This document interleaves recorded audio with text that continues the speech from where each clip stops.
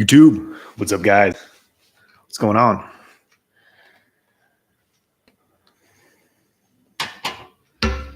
All right, let's do this thing. So, well, let's start. So mostly, I've got my Instagram backup account, which I'm live on now. So my Instagram got suspended. My Instagram account's down currently.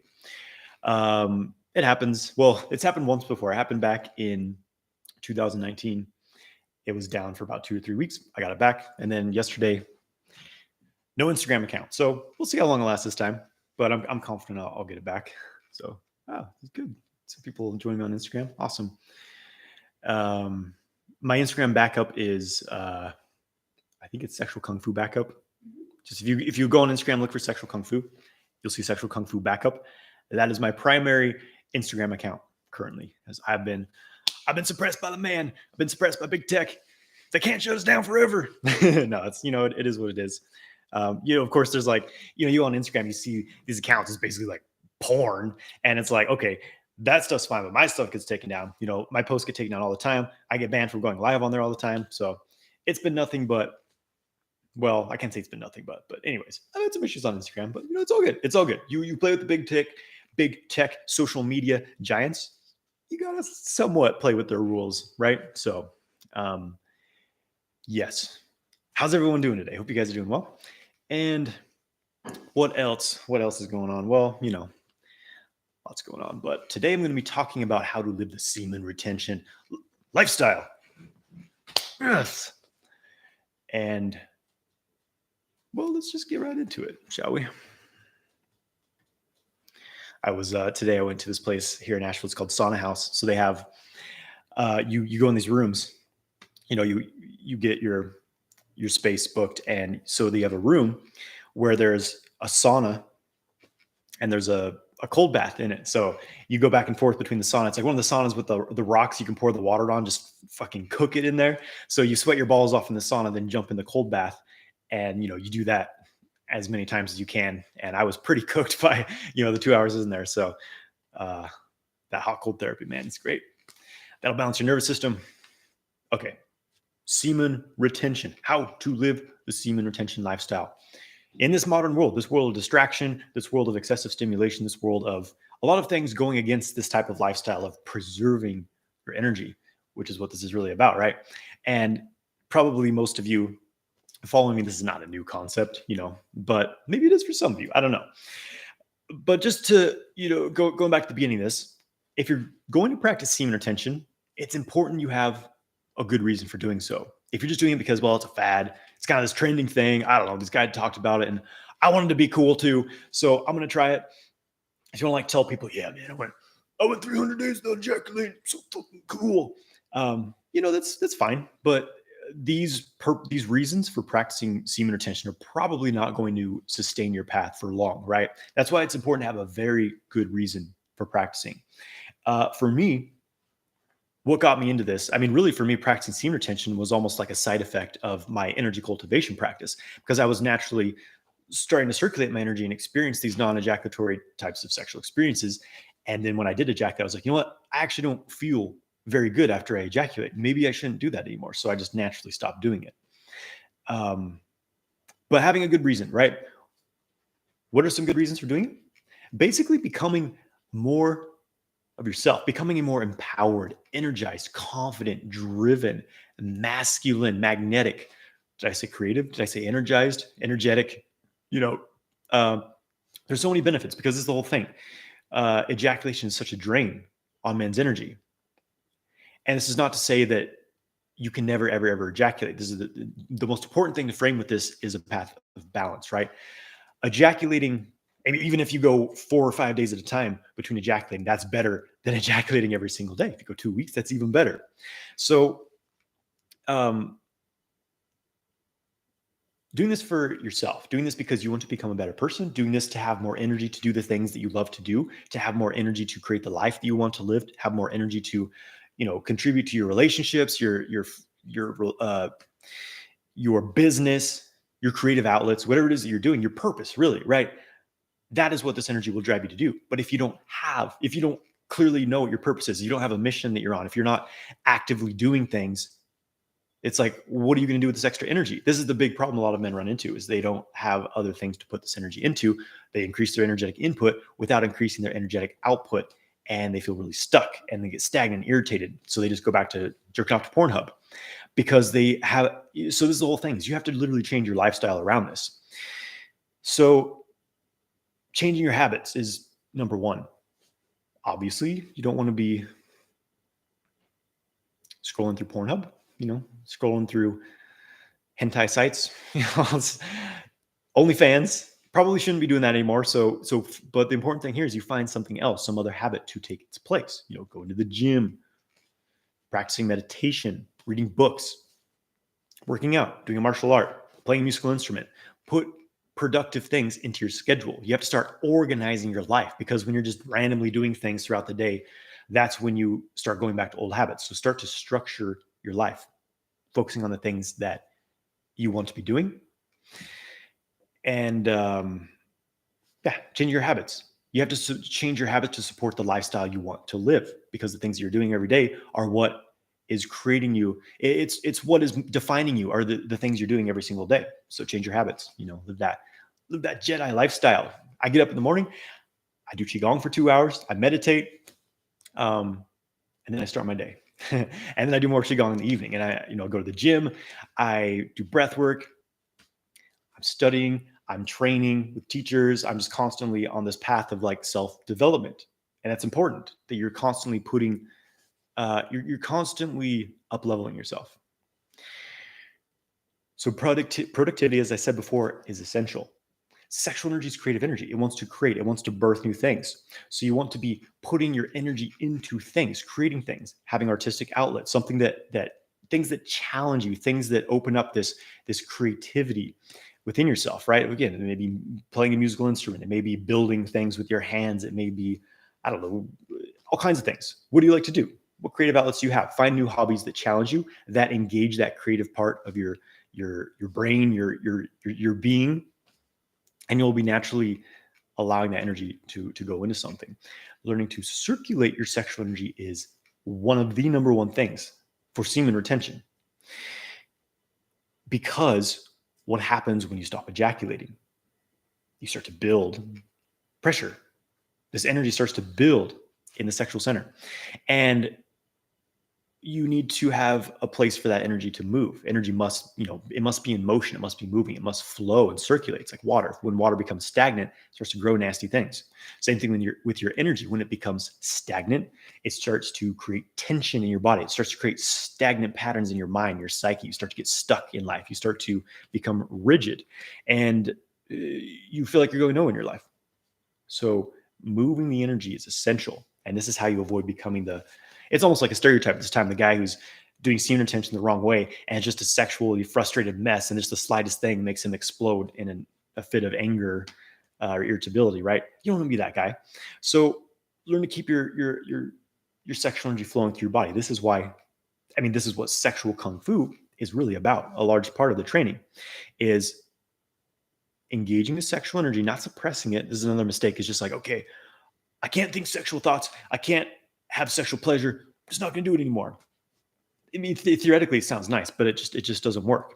When the more you try to suppress this force of your sexual energy, the more it ultimately ends up controlling you, because that which you suppress, it builds and builds and builds and builds till it has so much power you can't hold it back anymore, and it controls you. This is another thing I see a lot. So we're not suppressing your sexual energy, we're redirecting it. We're giving it a new pathway to flow in, a new way to be expressed, by opening up the energy channels of the body, the microcosmic orbit. There's other channels as well. But you move this energy, and it feels so good. When the sexual energy is moving in your body, it's moving through your life. You experience flow in your life. You experience creativity. You experience inspiration, high energy levels, right? When your sexual energy is stuck and stagnant, that's when your life becomes stuck and stagnant. So moving that sexual energy. And we do that in sexual kung fu with qigong practices. That's kind of the kindergarten skill, is learn to just move the qi of your body. And then we do methods such as testicle breathing, orgasmic breathing, and other more advanced methods to really draw the energy, transform it into different forms of energy: spiritual energy, loving energy, creative energy, any type of energy you want. Bring it to the organs. You have an orgasm in your kidneys down there. You have an orgasm in your heart. Heartgasms are beautiful experiences. And this leads me to the next part: learning to have non-ejaculatory orgasm. I think this is kind of a non-negotiable. If you're going to be practicing semen retention, okay, I'm just gonna not have sex. I mean, that works for some people, but for most people, it wasn't an option for me. I'll just say that. So this can be a challenge, right? For men learning to practice semen retention. It's like, okay, great, it's easy on my own, but then I'm, with this girl, things are getting steamy, like, oh, all right, I'm just gonna let it go. And you go back to ejaculating every day. It's better when you're with a partner, I will say. There's at least an exchange there, but it's still a waste to ejaculate every single time you have sex. It's unnecessary. Even if you ejaculate only 1 in 3 times you have sex, that's way, way, way better. You'll be much more energized overall. So small goals, and we build from there. And this is the thing that a lot of men get stuck in, is this fear of ejaculating. They're so afraid of in their minds losing this energy, which is understandable because you've worked hard to cultivate it. But when you become so concerned about holding it back, it becomes this pattern of contraction in your mind and your body. You start to be like, I get messages from women who tell me that their partners are basically afraid of having sex with them. They stop wanting to have sex with them because they're practicing semen retention. Just got a crazy wind here. And yeah, right. The anger of their partners are practicing semen retention, and they become so obsessed with non-ejaculating that they're afraid to have sex because they don't want to lose their semen. So they're like making the woman their enemy, creates all kinds of unhealthy dynamics in their relationship, and they never actually experience pleasure. Life is not enjoyable when you're like, no, I can't, I'm going to lose it. No, I can't, I'll hold it back. You're constantly living in tension. It should be, all right, let's feel this. Let's move it in the body, baby. Let it build. Let it move up the spine, like a brain orgasm. It can be a lot more juicy. So this is the whole thing. When you master the skills of sexual kung fu, of ejaculation control, of learning to have non-ejaculatory orgasms, and bringing arousal to completion without ejaculating, you can have as much sex as you want. And sex actually becomes better because it doesn't become this frantic thrust into, okay, ejaculate, I'm done. No, it becomes the whole act of sex becomes an orgasm because you're no longer focused on this point of release. You're building the whole time, so you can just enjoy the process more. You can connect with your partner more. You both get a lot more out of it, basically. And then, maybe you would accidentally ejaculate here and there. It doesn't matter. Don't worry about that. Over time, you get better and better at learning to circulate this energy and capture that charge of juicy, amplifying, aroused energy in your body. So then you get all the benefits of semen retention, plus, having sex with a partner, generating the energy, storing that in your body. I mean, that's the advanced level. That's the secret yogic practices. This is the things that the emperors kept in secret from the public for, literally highly kept secrets in the esoteric systems for centuries, if not millennia. And now we can all just, some dude on the internet's teaching this, you know what I mean? But the problem is that it requires you to do the work. This is the thing. This is the thing with the age we live in. Literally all information that's ever been is out here. It's on the internet. You can push some buttons and access it. But people are lazier than ever because we're so distracted. And the seduction of entertainment, internet porn, OnlyFans models is pulling people from actually spending time, putting time and effort into something. This is Kung Fu: time, effort, skill in training, spending an hour a day doing one thing, getting better at it every single day. That's Kung Fu, baby. And that's what it takes to successfully practice sexual Kung Fu. So who's up for it? And with that, I have to mention that I'm teaching my free masterclass tomorrow on male sexual mastery. It's called Male Sexual Mastery Secrets. And I'm going to be diving in basically the root cause of what's causing sexual dysfunction in men, what's causing premature ejaculation, erectile dysfunction, a general lack of satisfaction through sex, sexual frustration, what's causing low hormones, sexual anxiety. It all kind of comes down to one thing, and how to overcome this so that you can have non-ejaculatory orgasms, last for hours in bed, experience way more powerful and fulfilling orgasms, and much more confidence, not just in the bedroom, but in everyday life, 24/7. How to get high naturally using this system of sexual kung fu. So if you want to learn this, check out that Male Sexual Mastery Secrets. It's going live tomorrow. Sign up for free. There's a link in YouTube. There's a link in the description of this video. There's a link up in the chat as well. Instagram, there should be a link in my bio. You know, the 5 of you on Instagram. My Instagram backup. Man took me down. So that's happening tomorrow. It's going to be epic. Even if you've, I've done my Male Sexual Mastery Secrets training many times. Even if you've done it before, this is a brand new training. I've completely recreated it and simplified it. So it's happening tomorrow. Check it out. And with that, we're going to answer some questions. So type your questions in the chat box. I'm gonna pour myself a little beverage here.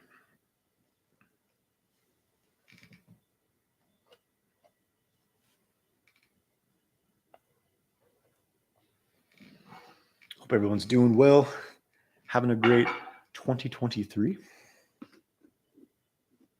All right. We got the usual, my dandelion root coffee here. Roasty, bitter, delicious. Put a little Gynostem in there too for some adaptogenic herbalness. All right, what do we got? I see some questions coming in. Awesome. Feel free to type your questions in the chat box. Yeah, Instagram account's down. It's all good. I think I'll get it back. And if I don't, whatever. I'll make another one. Sexual kung fu cannot be stopped. Ugh.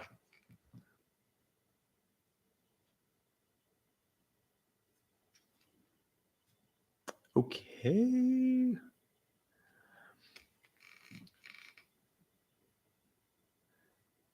Careful Icarus, what's up?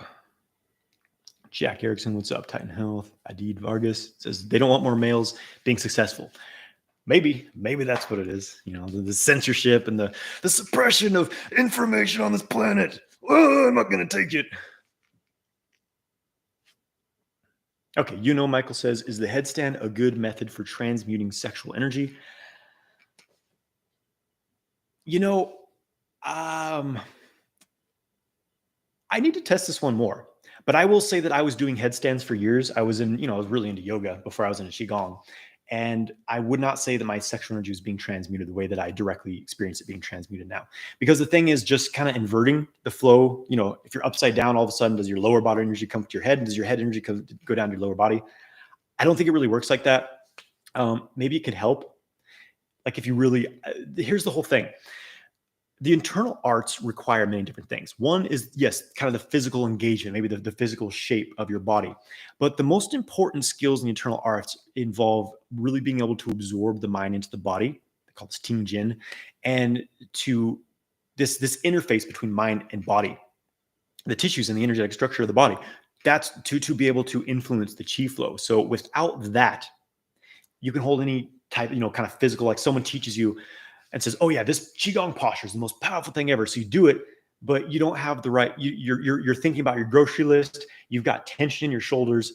Nothing's actually really happening. So I think that there's a deeper depth to these things. But you tell me, you're doing headstands. Is it transmitting your sexual energy? Do you feel more creative? Do you no longer feel like excessively horny and driven by these lower body energies? You tell me. But again, what really does it for me is directly engaging that energy in my sexual center, circulating through my body, mind, energy, body, training. That's what does it for me. The weigh-in says, really enjoy your lives. Good to see you again. Excellent. Thanks for joining. Thanks everyone for joining. Great to see you guys. It's always fun to hang out. What are you guys drinking? What's your beverage? Some of you are drinking Jack Daniels. I know it. That's all right.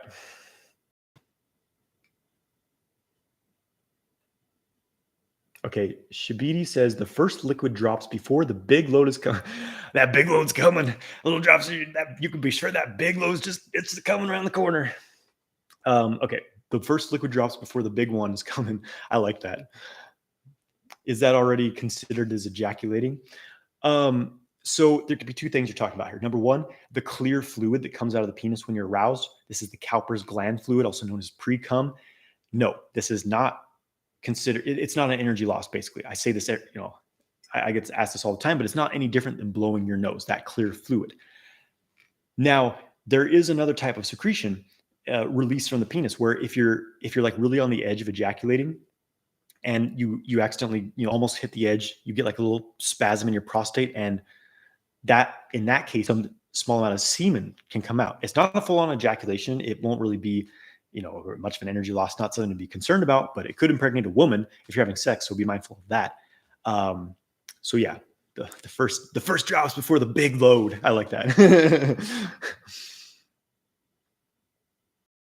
Oh, not the clear one. Yeah, so it's probably again, getting a bit too close to the edge of ejaculating, a bit too much tension in the pelvic floor that triggers a bit of a spasm and some seminal fluid releases. Again, it's not a huge deal. It's not going to be really a big energy loss, or a very, very, very minor energy loss, but it can be avoided with more relaxation, and just don't go too close to that edge, my friend. You gotta hover just in that sweet spot. You know what I'm saying?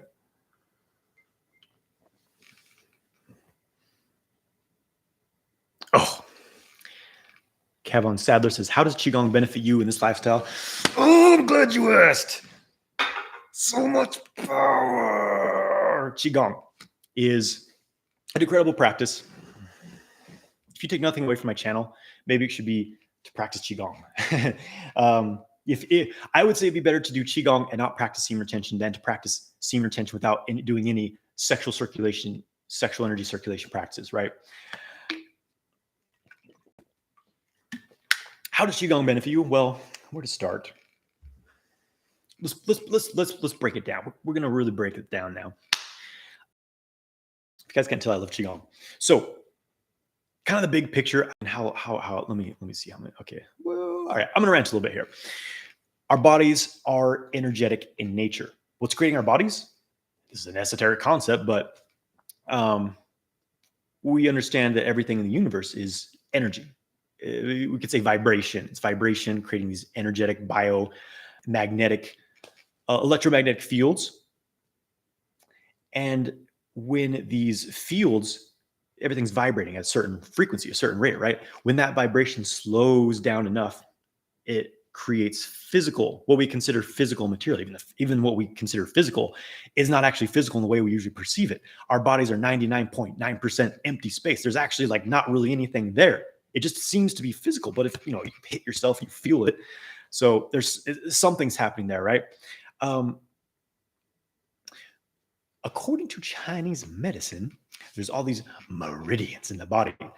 They're like these pathways of the energy flowing in certain ways. These are also linked to different areas of our psyche, our consciousness. We have the deep 8 extraordinary meridians, like our core patterns, and then branch out into the 12 extraordinary meridians, 12 regular meridians, the organ meridians that acupuncturists work with and manipulate. And each of these kind of has you could say it's how we breathe in and out of our environment on many different levels. So Qigong is how basically Qi, energy, Gong is skill, discipline attained through training. Qigong is the skill and discipline in working with Qi, your internal energy. So we're learning to affect basically how the energy flows in our body, how it relates to our external world. Why does this matter? Well, here's the thing.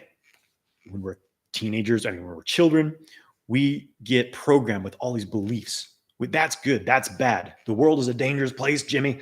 Don't trust this type of person, Jimmy. Them over there, no good, Jimmy. So we get fixed with all these ideas and things, and we become stuck in how our energy moves. And when we experience negative, strong emotional traumas and things like that, things get stuck. So by the time we're 18 years old, most of us have very low self-esteem, very low confidence. We don't believe we're ever going to amount to anything in our life. We are afraid we're never going to have enough money. We are afraid of people not liking us. We just want like a partner to love us. And we're break down and cry at any time. So our energies a bit stuck, right? And let's look at it this way. What's the difference between an exuberant 4-year-old child who's just like happy, radiant energy, he can scream for hours? The difference between that and an 80-year-old guy who's, he's a little slower. His skin's a little wrinkly. He doesn't quite have the vigor he had when he was 4 years old. Why is that? Obviously, there's a lot of physical things, but the physical is always a correlation of the energetic. And the energetic is his chi flow is not what it used to be. He doesn't have the jing, the physical essence. The jing is one of the most dense forms of the chi field, right? It's giving birth to our physical essence. Our jing, we die. So his jing just quite isn't there anymore. He's on his last little, emergency reserves of jing, and a lot of his channels are a little bit blocked up. He's got a stiff back because he's got this blockage here. He's got this humpback. He's having, he's got some illnesses and things because the chi network it's just not flowing so well. There's too much energy maybe in his heart channel. There's a deficiency in his kidney channel. So qigong is how we work with this to keep our chi balanced and you think of it as like an electrical current. Our body's really, on a simple level, this bioelectrical grid. That's what the meridians are. What happens is, again, things kind of get short-circuited. Too much energy stuck in this channel. It's unable to communicate with this other channel. That channel becomes deficient. There's not enough there. Things get fucked up in the body, basically. So qigong on one level, on the medical level like that, helps you to regulate your chi like an acupuncturist does. You do this for yourself through movement, through postures, through breathing, and it's really interface of the mind and the body. And you experience massive energy levels when you're doing real qigong. I'm not talking about senior qigong, like, oh, wave your hands around and pretend you're happier than you are. Imagine black lights and blue clouds. That's great. That is going to release some stress and you'll get a little bit of chi movement, but that's different than like the real system of like you're standing Zhanzhuang postures, fucking sinking that chi, your Dantians pressurizing, blasting chi through your body like a supercharged electrical radioactive furnace. And you're like, holy shit, my arm's on fire. That's what chi really feels like when you cultivate that, but it takes years to get there. So coming back, I know there's a tangent there. I mean, you asked me a question about qigong. I'm going to rant about it. So how this benefits you is it keeps you phenomenally open and flowing. Your energy increases over time rather than decreasing as you age. And in regards to sexual energy, well, really, I'm going to be sharing some of the biggest secrets about this, like the direct big picture with this, how this directly influences your ability to have non-ejaculatory orgasms, overcome premature ejaculation, and last 4 hours in bed in my free training tomorrow, Male Sexual Mastery Secrets. Link in the description of this video, link in my Instagram bio. But I will say for now that the most crucial skill in semen retention is learning to circulate your sexual energy to the rest of the body. And it's difficult to do that if you can't just move your regular non-sexual energy through your energy system. And from my experience, I've studied in many, many, many different systems, yoga, shamanistic stuff, weird new age stuff, kundalini things, all kinds of shit. What really did it for me, the easiest, most effortless, the most practical is certain qigong systems. And that's what I teach now. And that skill allowed me to move my sexual energy. And it became pretty easy for me to have non-ejaculatory orgasms. And, it was no longer an issue of like, oh, should I ejaculate? Should I not ejaculate? It's like, well, I'm going to feel like shit if I do. Like, no, fucking move that up the orbit, baby. So it tremendously benefits you.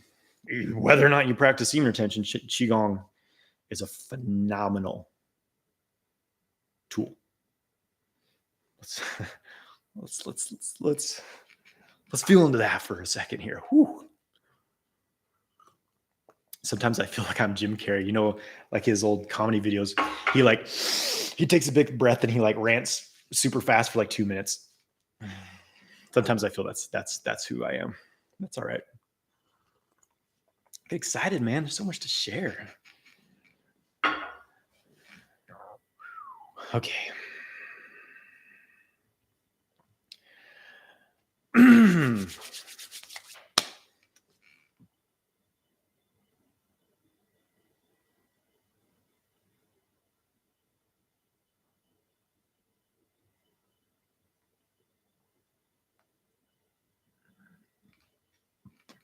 Okay. Chris69K on Instagram says, how to overcome the stillness in life. I was doing good, but I took a few days off and boom, old unproductive habits are back. This is the thing. It's a constant daily thing. Everything is a process. It's not like you get to this level. Like, it's not like I'm like, okay, everything's just fucking perfect in my life. It doesn't matter what I do. I'm completely in control of every situation. I'm just no happy no matter what. You're never on this level of like everything's perfect and just completely smooth flowing. Every single day is a challenge in some ways. You choose, what am I going to do? Am I going to do this? Am I going to jerk off to Pornhub again because it's the easy thing to do? That it's the pathway I've ingrained into my neural network. Or do I choose to challenge myself again? Maybe instead of jerking off to Pornhub, I'm going to do this. I'm going to follow Johnathan's Qigong video on YouTube. I'm going to have to work for it. It's not going to be easy. I feel initially resistant to it, but if I just fucking get up and do it, I'm going to feel a hell of a lot better. 5 minutes in, I'm like, you know what? I feel all right. 15 minutes, I'm like, I'm fucking levitating. Discipline. You just do it. I don't know what else to say. Is you just do it. You get clear I think getting out in nature a little bit every day is good. Like just having some time to like check in and look, just really reflect on what's going on in my life. Having some alone time to be like, okay, where am I at? What's going on? What am I doing? Where do I want to go? Why am I not there? What's preventing me? It's consciousness, it's awareness, it's intentionality, it's your causality, your desire to. This is the thing. We're all creators, but most of us create out of laziness. We're just keep doing the same old shit that we've always done, the same shit that our parents did and their parents did, and that's why a lot of things don't change for people. It's because they're afraid to work against that. It is a massive momentum. What is it? What's the is it Outwitting the Devil? Conversation with the Devil. That was what's his name? Napoleon Hill. Outwitting, he talks about this concept of I think it's hypnotic rhythm, where you just do this because you've been doing the same thing over and over and over. That's the unconscious. And when you stop being conscious, you go back to the unconscious. So how do you make every day more conscious? For me, it's having certain routines, of course, of like I'm going to the fucking gym. I'm doing my Qigong for 2 or 3 hours in the morning just because it feels awesome, and also changing things up. Like, okay, it's time for a new routine. I'm going to go to the park and do a walk. I'm going to do jumping jacks or whatever. I hope that helps.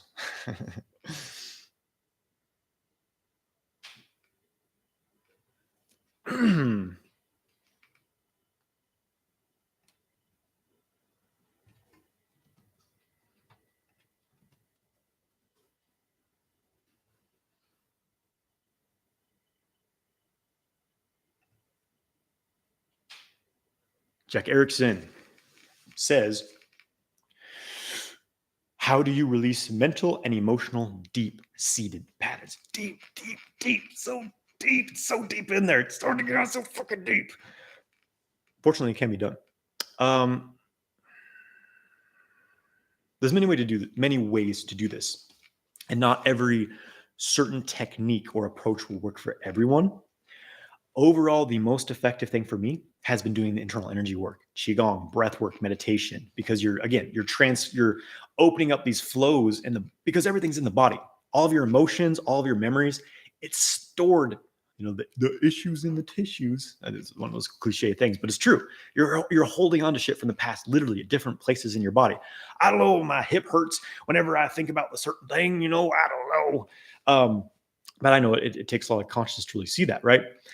So for me, the Qigong, the internal energy cultivation practice is a daily thing.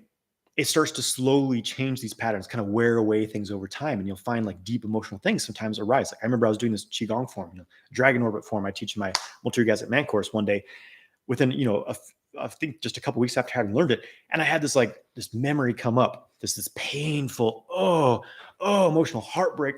I felt it so deeply. And it was like I was reliving that, but then it was like it was released from my body and it never really affected me again. It was interesting. So that can happen spontaneously. And this is stuff I teach. My favorite tools for dealing with these things in my multi-orgasmic man course. I'm going to be talking about a lot of this stuff tomorrow as well, my free masterclass. But basically it's getting into the body, opening up allowing that energy to flow and reach some level of completion. Because we're still holding on to these things on some level. We still have these like self-defense mechanisms. around our like behaviors, how we interact with other people because of how we perceive what's safe or not safe for us to do. I mean, it's deep, it's deep, it's deep. And there's always more work to do. You know, I'm not perfect. I still have my fucking traumas and bullshit, but I've worked through a lot of them. I mean, I wouldn't be able to be sitting here fucking just, you know, ranting off about random shit about sex and dicks and qigong and weird shit to a bunch of people on the internet, broadcasting myself live. I would not have been able to do this, 10 years ago. Because I did some inner work, and you know, over time released more and more and more and more, and I'm continuing to release more and more and more. So it's out with the old and with the new. You know, there's a lot of ways to work with it, but I share the tools that work the best for me. Kevin says, I don't have a partner, but I'm prepared to do the work. Yeah, I mean, the best time to do the work is when you're single, because that's when this is the most important thing, I think, actually, because whenever you enter into a relationship, it's the type of person you attract plays off of like the beliefs you have about yourself, the patterns that you have, your own internal things, and emotional patterns you're working through. You always have a partner that reflects that. You always attract people that reflect that in you. So if you're still really stuck in a lot of areas, especially like sexually, if you still have a lot of, if you're just not working with the sexual kung fu practices, still completely unconscious around sexuality, still jerking off to porn, it's going to be more of a challenge to work through that once you're in a relationship with someone, because there already be this established dynamic, and you're like, okay, well, I had sex in this way, but now I'm trying to like move it through the orbit, all this weird shit he's talking about. I don't fucking know how to do this, man. And it can certainly be done. I'm not trying to like say you can't do this with a partner. It's just, it seems like for me, I made a ton of progress with the stuff when I was single. No kind of distraction of a relationship. It was just all me focusing on, working on myself, really learning these practices, really mastering them. And well, it's a process of mastery. I'm not saying I've mastered anything, but I'm doing my best. So yeah, being single is a good time to work with it.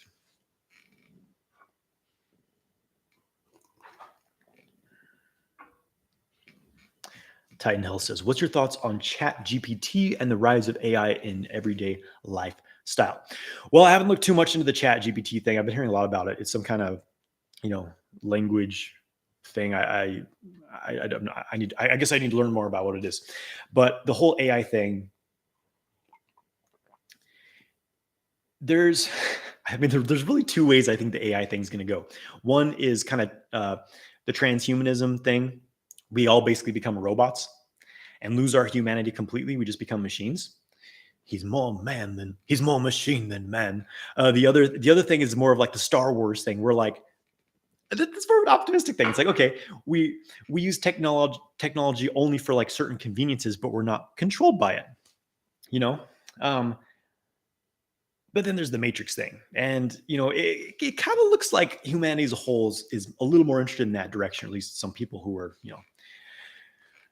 anyways, where the whole thing is like, okay, here's an interesting something to kind of consider with this. One of the benefits of AI is that it allows us,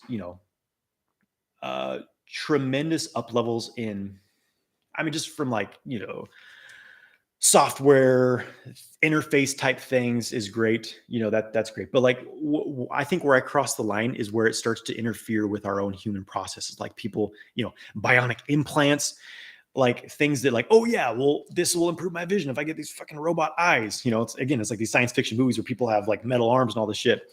The whole thing with that, anything that's technological, you don't own it. You have zero power over it. It has power over you. Someone owns a patent on this thing, and you get a chip that massively improves your intelligence and your cognition, and you get these like synthetic psychic powers because you're tapped into all these different cameras. You have this omniscience.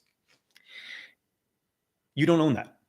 It's not truly coming from you. It's coming from this external thing, right? And so where the line with technology gets really blurred is when, again, you become so reliant on it that you lose your humanity. And this is already happening. People's nervous systems, their brain, the dopamine receptors, the average human in this world requires electronic overstimulation of all their senses just to feel a sense of normality. They have to crank up the fucking TV. You have to, constantly be listening to music or something. I need to look at these electronic screens. I need to scroll through social media. What am I going to do without my smartphone? Oh my God. That's how humanity is. People don't have attention spans anymore. It's like, people can only watch like 30-second or 10-second videos. You know what I mean? So I don't want to rant on this too much more, but it's a potentially dangerous scenario. If humans here's the thing. If humans can mature emotionally and spiritually in harmony with how they mature technologically, things will be solid. But it does not look like that's the case. And, there's that. Don't let technology control your life, because you become a slave to it. You get plugged into the matrix and you lose the ability to think for yourself, to do day-to-day activities, real life things for yourself. That's not the world I want to live in personally. I like to feel like the grass on my skin. I like to like pick up a physical book and read it. I can't do like ebooks, things like that. I do audiobooks sometimes as well, but I like to like feel the pages of a book. I like to like, the tactile human senses. Our bodies are technology. This is highly advanced technology. I mean, you look at like plants, they're basically solar panels. They're converting sunlight into fuel. That's advanced technology. We're already technological, we're inhabiting these avatar bodies. That's pretty cool. Use that technology, develop that to its maximum. That's ultimately what Qigong and internal energy is. These systems is maximizing your organic technology to the highest, and that is something you own because you've cultivated it. You've done the work. You know how to work the system. It's yours. No one can take that from you. Someone can always take your iPhone, your VR attached to the fleshlight, whatever it is. They can always take that from you. So there's the transhumanism rant. Whew. I need a drink after that one. God damn. Okay. Okay, Julian, concerned if I can make it work schedule, do I have to sign out somehow? I don't want to block a place for someone. No, don't worry. You'll be able to enter don't worry. You'll be able to enter the train tomorrow. And if you really need to leave, you can leave. It's not going to be a big deal. I'm not doing it like where, Billy Bob has joined the meeting. Okay, gotta fucking let him in. No, it's all. I'm not doing that shit with this. It would just be too much of a headache for me. It's all automated, baby. I got it covered.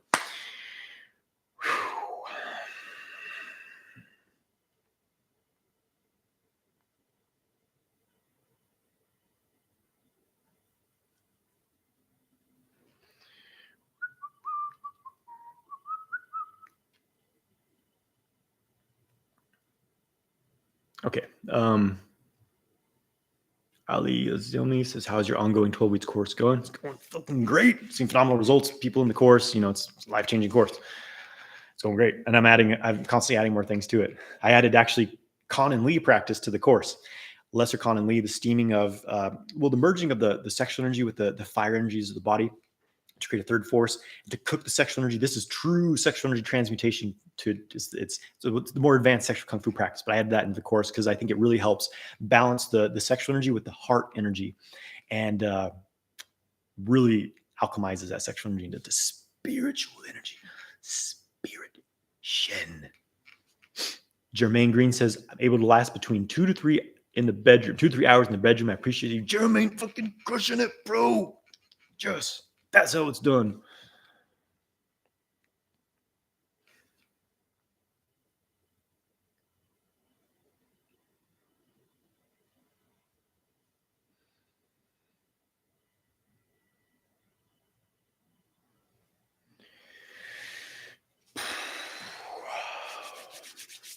All right. High One says, you think marijuana is bad for chi? It's a fitting name. High One, marijuana. You're not high, you couldn't possibly be high right now, right? Not just kidding. No judgment. I don't care. I smoked weed for years in my life. Do I think marijuana is bad for chi? Well, for chi, not specifically, but for Jing, yes. It does deplete it. I mean, we could say chi too on some level. It does deplete a bit of your energy. It's not okay. Going into this thing, I think this kind of ties in what I was talking about AI and like external things. Ultimately, my whole take on drugs now and like substances, marijuana, whatever, is that ultimately these things make you lazy. Not just because weed makes you like want to sit on the couch and watch, play video games, whatever. And some people it makes them more active, whatever. But it makes you lazy because you didn't have to do any work to attain that state, that dramatic state of consciousness. When you meditate, when you do qigong, when you do something, you get the same type of high, but you have to work for it. But it's more sustainable because it doesn't wear off, and you can sustain it 24/7. I get higher without drugs now. I don't do anything now. I do drink some dandelion root tea, but yeah. So they make you lazy. Ultimately, they make you lazy. You get into these states without having worked for it. You don't actually own that. It's this plant kind of downloading this thing into you, but it's taking something from you as well. It's taking a bit of your jing. You burn a bit. Any psychoactive substance burns up a little bit of your kidney energy and your spleen chi too. It's inevitable. That's why, when you do a lot of qigong, when you really become sensitive energetically, it becomes extremely obvious. But but again, it ties into the context. Like I know it has a lot of medicinal aspects to it. So it's a very yin plant. It definitely helps people who are have a hard time chilling out, relax more. But you don't want to rely on these things. That's my take on it. It does potentially cause some negative sexual effects on men as well. For me personally, I noticed that it lowers my testosterone a little bit afterwards, and it would make my erections weaker as well, and it would make me like more sensitive to feeling like an urgency to ejaculate during sex. So that's what I noticed personally from it, and I just feel better not doing it at this time in my life. But again, like if it's like in moderation, as all things, it's not a big deal probably. But if you're doing it every single day, it's probably something. It's an addiction, most likely. Something to look into.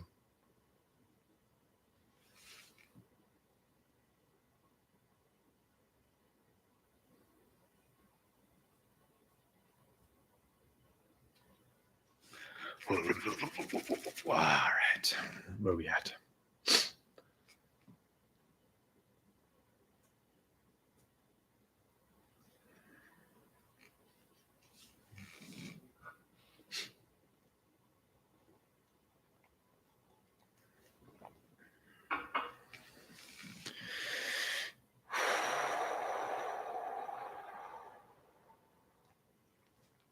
Ali Azami says, I appreciate your sharing. Thank you. I just got into Michael Wynn Qigong Fundamentals online. Did you follow his Qigong course? It seems quite long. Any advice? I've studied Michael's whole system. Everything he offers, I've gone through. It's great stuff. It's really, really great stuff. Is it long? I mean, it's not that long, really. I've studied Bruce Francis's stuff. He'll spend a week teaching you one qigong movement, and not to knock on it. It's actually important because there's so many intricacies to qigong. This whole thing it's such a grossly misunderstood thing. It's like people I took this qigong workshop. I got it. I learned this movement. I felt a little weak buzz in my hands. I'm a qigong master now. It takes years to really develop your practice. I mean, I've been doing qigong every day for almost 10 years now, and I feel like there's really no limit to how much you can progress in this, right? So there's always a greater depth to learn. If you're not feeling like just thick torrents of qi in your body like throughout the day, then you've got some work to do, and that's fine. We all have some work to do. I have work to do. That's why I practice for hours a day. It's because qigong is a really it's cultivation. It's in depth, and you can just learn you learn one medical qigong form just because you want to feel a little bit better. You want you want a little more energy. You don't want to feel so tired. That's fine. That's what probably 95% of people who learn qigong they're going to go with that path. I learned one form. It's good enough. It does enough for me, but I want to go all the way, baby. I don't want to kind of hang out in the foothills. I want to go to the peak of the mountain. So if you want to really learn qigong, you must commit years of your life of studying, practice, and developing through systems. It is what it is.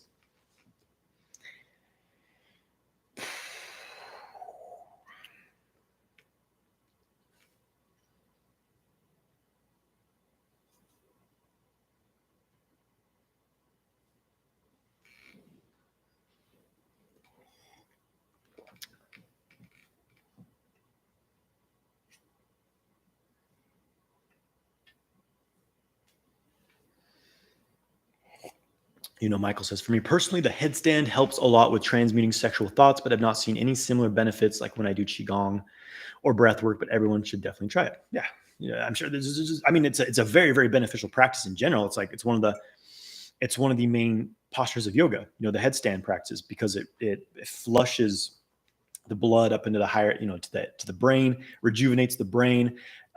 It's good for the thyroid. There's a lot of like physical benefits to the headstand, but I don't think it's gonna just like, oh, your semen just follows gravity. Your semen energy just follows gravity right up your head. There, you transmute it in one headstand. Amazing. I don't think that really happens from my experience, but it will make you feel more calm and relaxed and centered, and that can help you with that kind of thing. Okay, area muscle 1111 says how to transmute sexual energy when you have a big urge to PMO, to jerk off to porn. Well, do Qigong, practice the microcosmic orbit. Go on my YouTube channel, go on Sexual Kung Fu and search for Sexual Kung Fu testicle breathing. That's the practice to do, because you'll circulate that energy through your microcosmic orbit. This is the whole thing, is you need to put that energy into something else. It's not like, oh, this urge is wrong. No, be grateful for your sexual desire. It means you're healthy. It means you have hormones. It is vitality. It's desire. It's drive.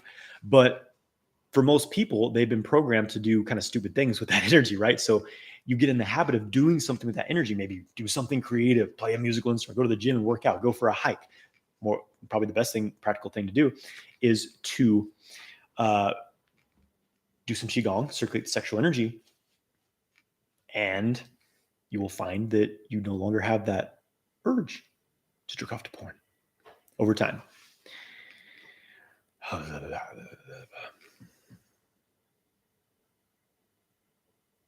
Okay, Area Muscle is also asking how to cure desensitization and premature ejaculation from years of jerking off to porn. Join my free class tomorrow, because this is exactly what I'm going to be covering. So should be a link in the Instagram bio to my male sexual mastery secrets online course. Free masterclass tomorrow, live. It's going to blow your minds. Sign up for that. There's a link in the YouTube descriptions, link in my Instagram bio. Christina Kubala is saying, how long did it take you for you to master this process? I haven't mastered the process. I'm in the process of learning it, and I've developed a lot of skill in it. But to say that I've mastered it, I think would be very arrogant, because to me, mastery, well, maybe my definition of mastery is different than what most people is. To me, being a master is like you're levitating, you're doing some crazy shit. But I would say how long it took for me to become proficient with this, a few years. I mean, really, my path with it hasn't been so linear too. I started in yoga, meditation, and Qigong, and eventually the sexual practices. So we could say 2 or 3 years of doing basically, cultivation practices, I started to develop some pretty good skill. 4 or 5 years, it got even better. 10 years later, I have even, don't think that you've become a master of something, because there's always a higher level to attain. I think this is ultimately the lesson here. It's when people think they're like, I'm a master, I'm a guru. You should sit on the ground at my chair as I sit on this fucking lambskin. I'm the guru, you little piece of shit. I'll talk to God. I'm sorry, I'm getting a little, but you know what I mean? We all have higher levels that we could attain. And when someone is like, oh, I've grown as much as I could, I'm a master now, they stop growing. They become stagnant, they become rigid, and often their ego gets inflated too. All right.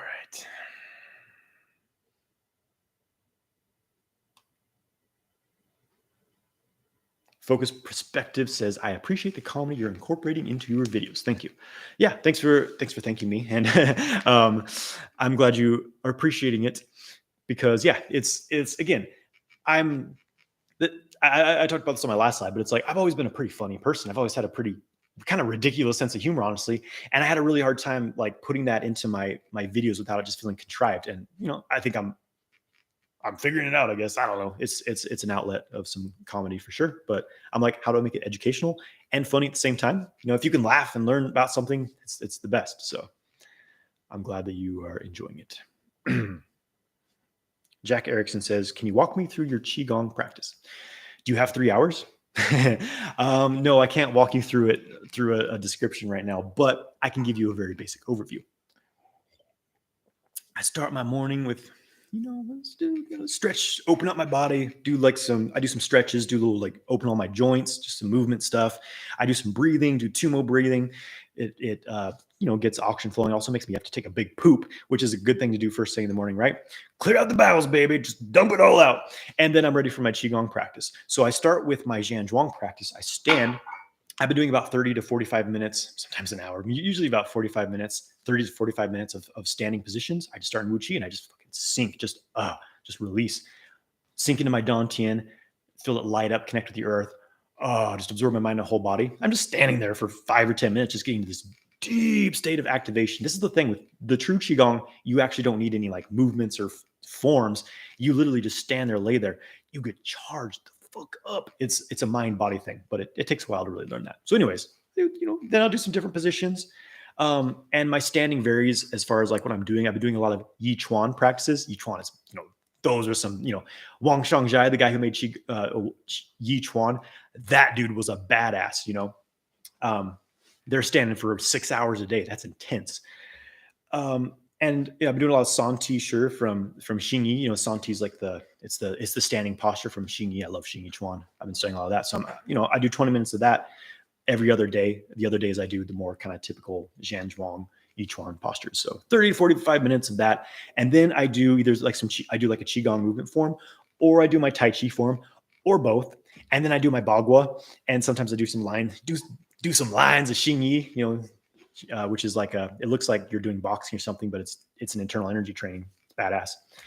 And then I sit for 30 minutes to an hour, just a sitting practice. So it's kind of vague, but that's what my morning practice looks like. Then in the evening, I do different things, whatever I feel like. I do another 30 minutes to an hour practice or more in the evenings.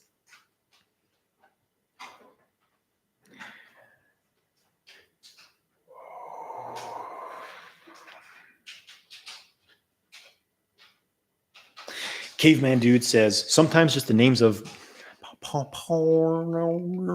actors, the adult actors, sometimes just the names of them give me huge triggers. It's so sick. So, I mean, this is the whole thing of like the bonding quality of sexual energy. People talk about like triggers and urges, to masturbate. It's because you've bonded yourself to that pattern. So like, yeah, you've bonded yourself to like the images of porn stars or random people. I made this short. I posted today on the astral sex beast. And this is a very real thing. And it's kind of a joke comedy thing. You can look at that short on my YouTube, the astral sex beast. But it's a very real phenomena. Right now, tens of thousands of men are jerking off to porn. Where is all this gene going? That's a tremendous release, constantly.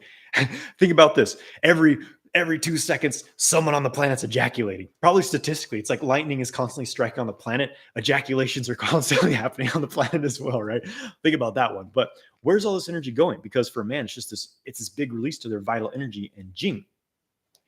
Where's all this energy going? And it's kind of this theory. Well, not really a theory. My teacher, who's kind of got, we could say, some vision, talks about this astral being, this entity that's literally like consuming all this energy and it's getting stronger and stronger. It's like this dark force that's really driving the porn industry, all the human trafficking garbage happening on the planet. Like it's some real dark shit. And that's what you could say on some level, this is what you're having sex with when you're jerking off to porn. You're feeding this nasty, dark entity and you're gluing to it. And it kind of takes the image of these porn stars for you. But it's really, that's why it's more than just like porn. They say porn's more addictive than opiates. Number one, because it's free, it's available. Everyone has a freaking smartphone or tablet. If kids who are 5 years old have them now. So within 5 seconds, you could be watching it right now. That's one reason. But the other thing is this sexual bond is being formed with something really weird and dark, and you're gluing yourself to it. And there's this pathway from you to this thing, from you to this thing. And so it's constant. It's like you've been sleeping with someone for 3 years, having sex with them. And, you break up, well, maybe I should call and hook up with them. There's just that glue that bonds you together. You're still bonded with this astral sex beast. So yeah, something to consider. Whew. Welcome to Sexual Kung Fu Live, also known as the Twilight Zone.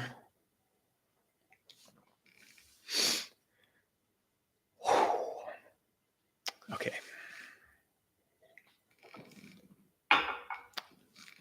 Kevin Sadler says, thank you so much. How do you suggest someone with financial challenges follows your practices without being in your course? I'm wondering if your channel is chronologically progressive. Must love. There's a lot. There's enough to get you going on YouTube for sure. it's not chronologically progressive. I mean, I have like 500, 600 something videos I made on my YouTube channel. So it's a lot there, but there's a lot, I would say there's a lot of like bits and pieces of things I teach in my course that are on my YouTube channel. But here's something that, I, I rarely get testimonials from people saying like, oh, I've been following your YouTube channel and everything in my life's completely changed. But I get tons of testimonials from people who go through my course and they're like, my life has dramatically changed. I'm a completely different person. I'm having non-ejaculatory orgasms. I'm having amazing sex. My relationship with my partner's improved. I have higher energy levels. I'm lasting for hours because joining, it ultimately investing in a course or something like that. It's a sign of seriousness. Like I noticed this in my own life. Like whenever I got free things, we just don't value things that are free. So like, yeah, I'm throwing tons out here because I just want to help people, but I know ultimately it's the people that dedicate themselves to learning this, signing up for a course, really that commitment, the higher level of commitment, that those are ultimately the people that see higher results. Because when you've invested in something, there's this feeling of basically more like responsibility, more like, okay, I've really committed this. I must follow it through because I put money into this versus like, well, this was free. Doesn't fucking matter if I do it anyway. I just noticed this pattern in my own life. Like I was in a similar situation where I didn't have a lot of money. And I saw Michael Wynn was always teaching these workshops in the US. I was like, okay, I'm kind of learning from like books and some videos, but I'm not getting very far. Like I want to go to this retreat and learn this, but like, I feel like I can't afford it. But I made a decision to do it, and I managed to like pull together some money and it was, kind of empty my bank account, but I did it. I went to the retreat and it just, that was the tipping point for me. Just diving in, totally committing 100%. I made the investment. It was kind of scary. I was like, oh shit, like I'm spending some money to do this. But like, that's what really made the change because I was there. I was committed. I came back from that retreat practicing for 3 hours a day, just super in love with Qigong and the sexual Kung Fu practice. And my money came right back too. So it's like, I think the bigger thing here is like, if you really are interested in something,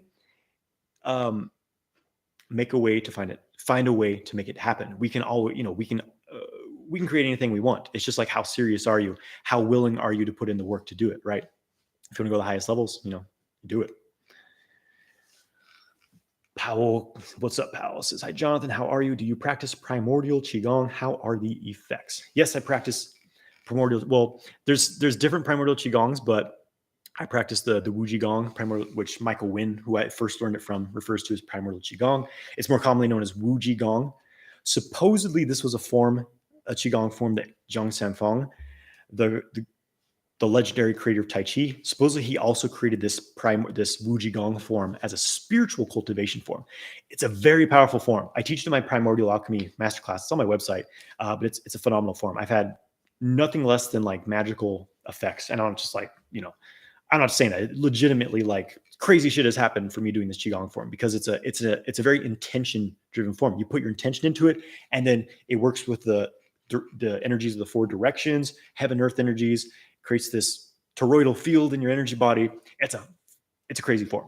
I will say that. So I've had, incredible effects. I find it to be incredibly like the biggest intention I usually put into this form is just harmony, balance, all levels of my being. But I literally, I've told the story before where I was trying to get to this retreat in Colorado. This was back in 2016. I wanted to learn Shine Song, which is it's a healing practice. And I was like, well, I need a little bit more money. So I put it in the form like, all right, I need some money to do this workshop. I literally went back in. I was living in this little shack in my friend. It was like a mother-in-law house in my friend's backyard. It was a sweet spot I lived in back then. But I reached under my, for one reason, I was like, oh, I think I was like looking for something in my bed. I reached under my pillow. I felt something. I pulled out a stack of $500. I did not put that there. There hadn't really been many people in my, like definitely no one came in. It's just $500 appeared under my pillow. I was like, what the, like my mind was blown. It's like, even being a person that believes in the impossible or just being very open-minded to things, when you actually experience something like that, it's like, holy shit, it changes your perspective. And I've had many other magical effects from that as well. So yeah, primordial Qigong is pretty badass, but don't expect those kinds of things to happen. There has to be a good reason for what you're trying to manifest. I will say that. Oh boy. All right.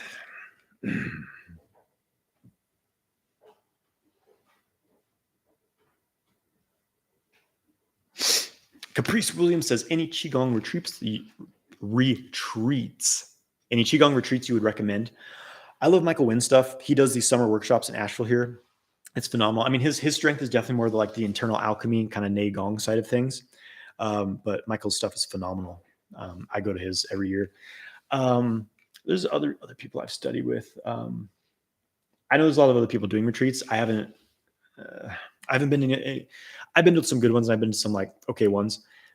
So yeah, I don't know. I'm going to be doing some retreats this year, potentially one around April, some summer retreats as well. Asheville, Arizona are kind of the areas that I'm looking into. I should have some things finalized in February and I'll announce those to you guys. So yes. Sinful Regret says, what is your microcosmic orbit? I'm not sure if you're asking like, what is the microcosmic orbit in general, or like, what is the practice I use for working with the microcosmic orbit? So the microcosmic orbit is the main energy channel up the back of the body, down the front. Ren, Du, Mai, the two main kind of prime energy meridians of the body.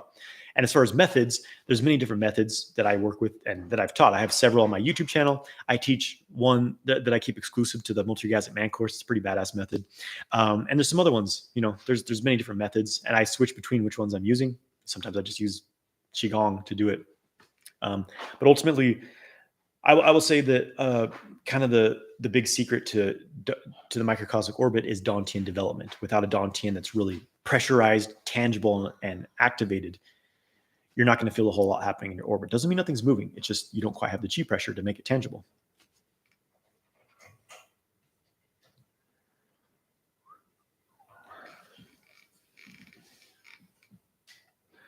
Jack Erickson says, have you heard of NET therapy? No, I have not heard of that one.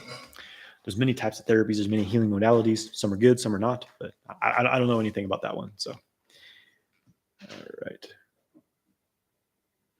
Okay, area muscles. How do you stop watching adult entertainment? Maybe we could say. How do you stop watching, that bad urge it hits at night? So you're getting on the hub every night at a certain time. So that's you have some momentum built up. You have this habit ingrained in your mind, your body, and part of your daily routine around that. So you have to create a new habit at this time. You have to create some new pattern for yourself, right? So it's, because if you're just like, okay, 7:00 at night, I usually watch, everyone's kind of censoring it. So maybe I have to be careful about saying, but 7:00 at night, I'm usually doing that. So it's like, okay, 7:00 at night. Now I'm not watching it. Now I'm just kind of sitting here twiddling my thumbs. You have to do something else instead. Have an action plan for yourself. Maybe go for a walk instead of it. Maybe you do a meditation practice. You do a stretching routine. You follow a yoga video, something that kind of gets you in your body, gets things moving. You could practice sexual kung fu exercises, and that will be something else for you to put the energy into. A big thing here is grounding. And again, what I'm going to be sharing in my masterclass tomorrow, the Male Sexual Mastery Secrets, which you can sign up to the link on YouTube and in my Instagram bio, is one of the reasons why people have trouble containing arousal in their bodies. Like this whole thing is like, for most men, sexual desire is a problem. It's uncomfortable. They don't have space in their body to hold it, so they have to get it out. But you learn how to open up your system to integrate that arousal and change the form of it. It's no longer an issue.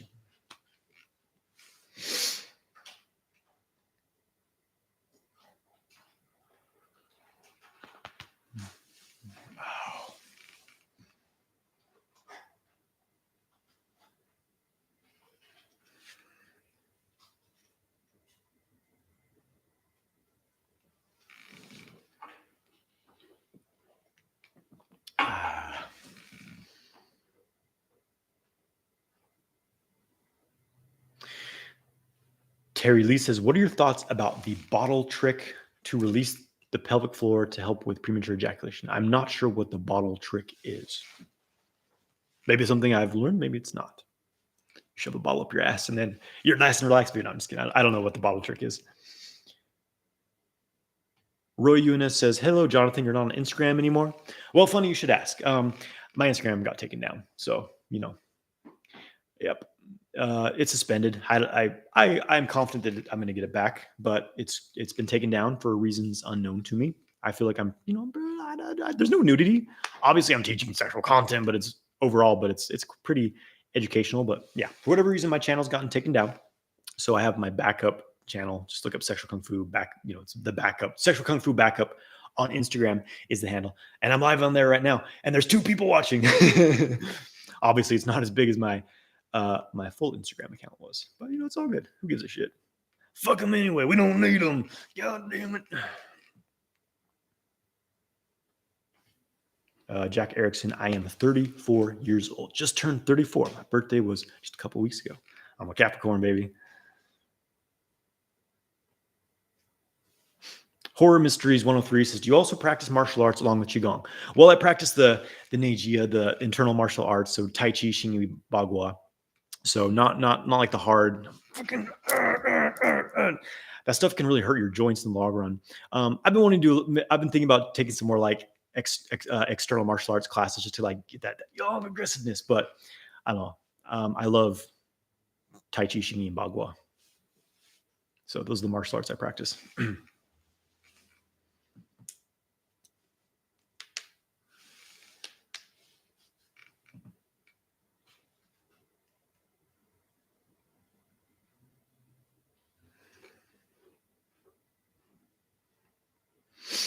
Adid Vargas says, thank you for your work and looking forward to the masterclass tomorrow. Awesome. Looking forward to seeing you there.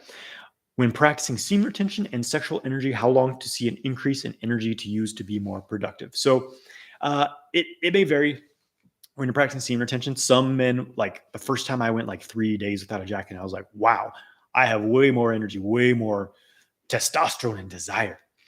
For other men, it may take a month, to see results. And it's important to understand that it's not a fix-all, cure-all for everything. Like it's just one way that we as men drain our energy, but there's plenty of other ways you could be draining your energy. So it's like you can be doing semen retention, but if you're still like, drinking alcohol, smoking weed every day, if you're eating garbage food, you're super stressed out, just to have all these other draining habits, then it may not counter those things. So it's really just one piece of a holistic lifestyle is what I always say.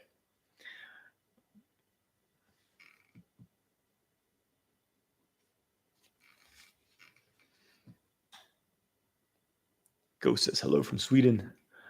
Hello from America. Taylor Swift says, I wish all my previous boyfriends knew about this. I wish too, Taylor. Goddamn. What if this was actually Taylor Swift? Can you imagine? Okay, Powell says, Johnathan, you seem to be in a good mood. Nice to see you happy again. Well, yeah, it's a good year. It's a good year this year.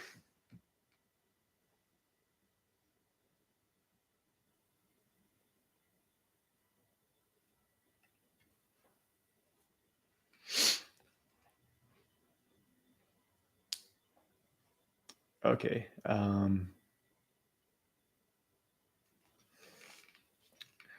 Ayoshrani, I may be saying that wrong. I apologize. Says, my sexual game has gotten very weak and last very short during sex. I'm guessing like lasting not very long since practicing semen retention for the past 2 years. Okay. So here's an important thing to understand about semen retention, and especially in regards to like sex and arousal control. This is why sexual energy circulation practices are essential, because what you're doing with semen retention is you're just building up pressure in the genitals. You're not ejaculating. All this desire is building up. It's a loaded gun. It's a pressure cooker just waiting to explode. So when someone touches it, boom, you ejaculate, So yeah, a lot of men who practice semen retention get premature ejaculation because they aren't moving that energy. This is why the most important part of semen retention, in my opinion, is learning how to circulate the sexual energy. This is why studying sexual kung fu, we learn all these techniques to move that energy through your body, opening up the channels. This is why qigong is so important, because you need to be able to move that energy out of your genitals. Otherwise, it's just going to make you ejaculate immediately. But when you can move that energy, you can be completely in control during sex, even if you haven't ejaculated in 30 days. And in fact, you experience more sexual pleasure, more intense orgasmic sensations, because you have this strong charge of sexual energy. So it means that you have this huge buildup that's kind of stuck in your genitals. I'll be talking more about that in my free masterclass tomorrow. Link to sign up is in, it's in all the things.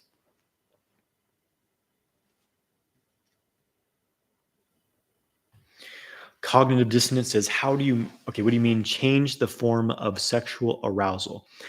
What I'm talking about is your experience of it, where it's located in your body and how it drives you, what it's driving you to do. So, and this kind of ties into having a sexual center on an energetic level. Is your sexual center, we could say your lower chakras, your sexual chakra, that power center, is that connected to the upper centers? Is it communicating?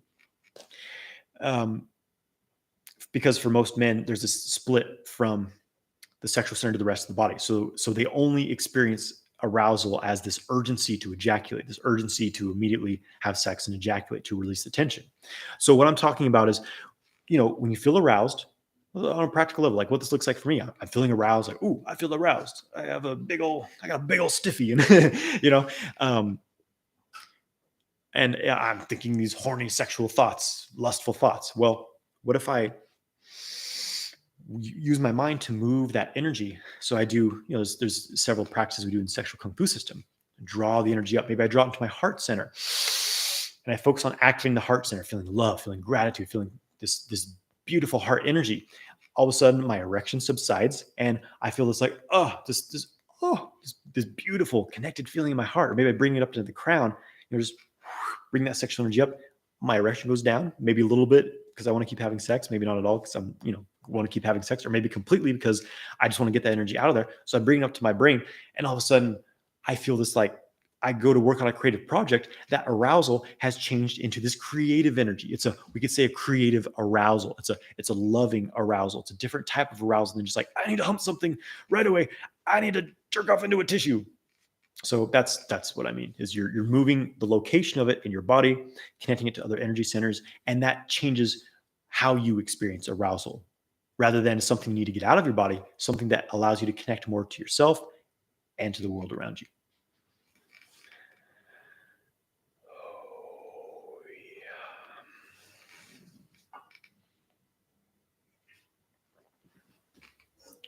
yeah.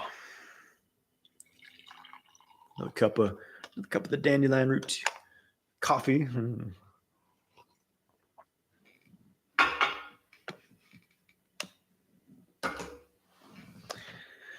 Okay.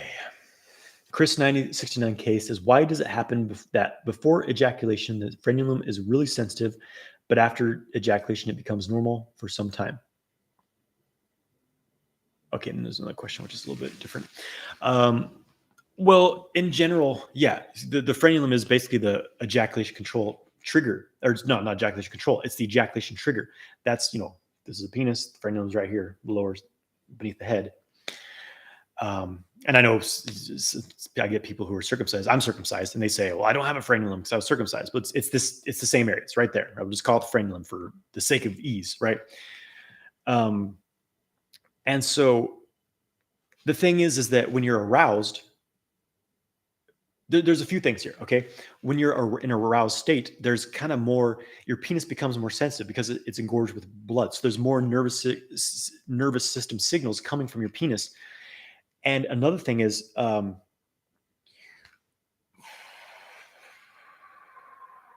there's a buildup in the genitals, that like maybe you haven't ejaculated in a few days and you don't know the techniques to like release the pressure, or maybe not, but in general, what triggers an ejaculation is, pressure, tension starts to build in the pelvic floor. So the penis is sending signals to that, basically the prostate area, to contract. And when it reaches a maximum tension, that buildup of excitement, and we could say arousal localized in that area, when it hits that maximum point, that's what triggers the spasming of the prostate. The fluid shoots out the penis. So if you're already in a state of, I'm going to be talking about this a lot tomorrow in my free masterclass, but if you're already in a state of tension in the pelvic floor, which a lot of men are, that's going to make the frenulum even more sensitive. So immediately you feel like an urgency to ejaculate. Whereas ejaculation is actually, it's a release of tension. You hit you're in the sympathetic nervous system, it's pumping out the fluid. Then you go back to a parasympathetic state. We feel very calm and relaxed after an ejaculation. You've lost some energy, but again, it's released kind of that, it's discharged that buildup of tension in the pelvic region. So it's more sensitive when you're in an aroused state, basically. Hopefully that makes sense. And the other, he's saying some people suggest to ejaculate before sex to make your frenulum normal for some time, but that drains all the energy. Yeah, I don't think it's a great method. I think just studying sexual kung fu, learning to get rid of the tension response in your body and mind, and especially the tension patterns in the pelvic floor is the key to overcoming this. And I'm going to share some great tricks on that tomorrow. Whew. All right, just a few more questions, guys. Roy Eunice says, after being in semen retention for more than 2 weeks, I started to become less energized and enthusiastic and intuitive. Is it because the energy is stuck in my genitals and not really circulating? There's a lot of possibilities here. It could be that 2 weeks is your ideal cycle. It's going to be different for every man. Maybe you're on the younger side and like 2 weeks is your ideal cycle. That can change due to various things. But you could also ask yourself, are you doing sexual energy circulation practice? Do you have productive creative outlets? Do you have things to put your energy into constantly? Or are you just kind of, feeling stagnant in your life in general? Something to look into as well.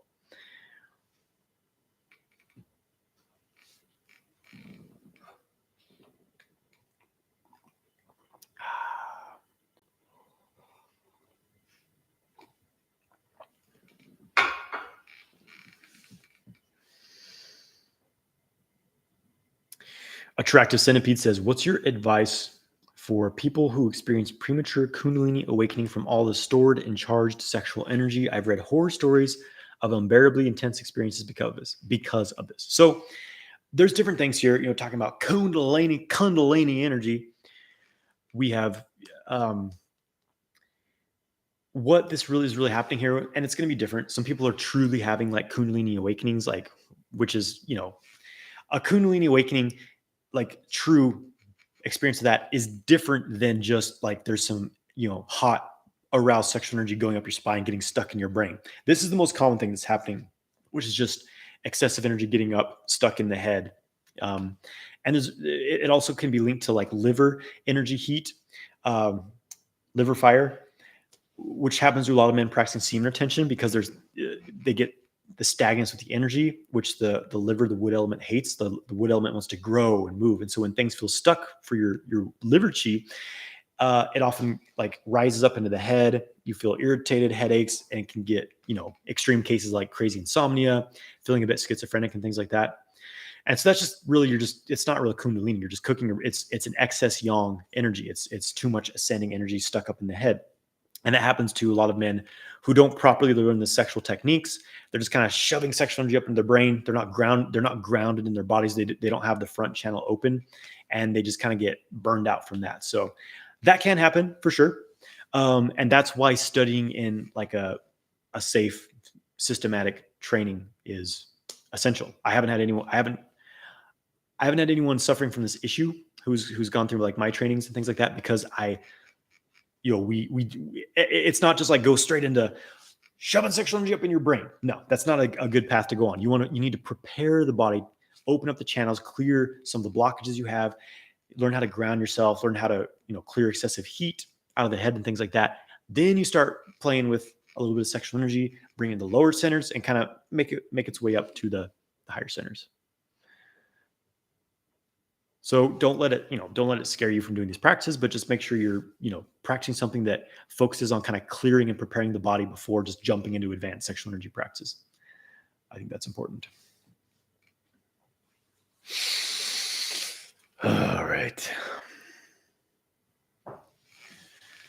Jack Erickson says, how do you keep your energy contained within yourself and not projected onto the world? Well, just keep your awareness within yourself. This is a huge skill that, proper Qigong and meditation practice you learn from this, how to hold your mind within your body, not just be constantly in thoughts and like, oh, what's that over here? What's that guy thinking? What's that? Oh, what did I do yesterday? What's tomorrow? You're just in your body, just feeling like, oh, I'm tense my shoulders. Let me relax. Let me root down into the earth. Let me just feel my energy field, pull it in a little bit, make it a little more compact around my body, like this metal shield, versus just freaking dispersed 50 feet out, picking up everyone's shit. Right.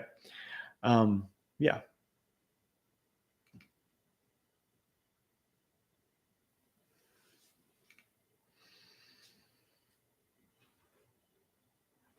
Okay. Chris says, just I've seen one of your shorts. You said if the frenulum is still too sensitive, even when the pelvic floor is under control and relaxed, then just change the sexual position. Well, that's one thing that can influence this. Because generally, if your pelvic floor is truly relaxed and you're in a calm, proper breathing, pelvic floor relaxation, I'll be talking a lot more about this tomorrow. But if that's truly happening, then usually the hypersensitivity won't be so much of an issue. But something that can help you kind of compensate for that is sexual positions. So like I'll be like how the angle of your penis in the whatever we'll say it's a vagina, but whatever you're having sex with, the angle that it's going in and out of, stimulating from. Ideally, you want to have more of the top of the penis. So like kind of coming from a high angle, even like standing on your feet is with your partner on the edge of the bed is going to be more beneficial for stimulating more of the upper area of your penis, and it'll also stimulate her highly sensitive areas in the top wall of the vagina. Whereas if you're having like a rear entry position, if you're doing a doggy style, baby, your frenulum's just really rubbing hard on the front wall of her vagina, and that for most men, if you have any sort of premature ejaculation issues, you're going to really struggle with that position. So position can help as well. All right, guys. Thanks everyone for joining. Wrap it up. And okay, so Chris says, so for some, will this problem be permanent?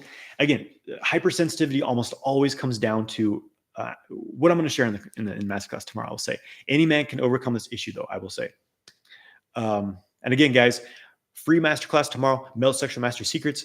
I'm going to be sharing like how all of male sexual issues, sexual dysfunction, premature ejaculation, inability to have non-ejaculatory orgasms, how it all comes down to one thing, and how to overcome this, and how to get to the highest levels of multi-orgasmic mastery. So see you guys there tomorrow live. It's going to be amazing. And take care, my friends. Be well. We'll see you soon.